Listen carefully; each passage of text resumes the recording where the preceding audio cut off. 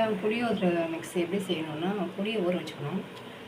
எவ்வளோ உங்களுக்கு தேவையான அளவு புளி ஊற வச்சுட்டு, அதை வந்து நல்லா கெட்டியாக கரைச்சிட்டு, மஞ்சத்தூள் உப்பு போட்டு உப்பு தனியாக வச்சுட்டு, அதுக்கப்புறம் என்ன பண்ணணும், கடாயில் ட்ரையாக கடலைப்பருப்பு, மிளகு, சீரகம், கடுகு, அப்புறம் கொஞ்சம் வெந்தயப்பொடி, இல்லைன்னா வெந்தயம், அதெல்லாம் வந்து வறுத்துட்டு, கருவேப்பிலை, மிளகா, வரமிளகா, காஞ்ச மிளகா ஒரு 5 6 எவ்வளோ எடுத்துக்கணுமோ தேவைக்கு அதெல்லாம் வறுத்தணும்.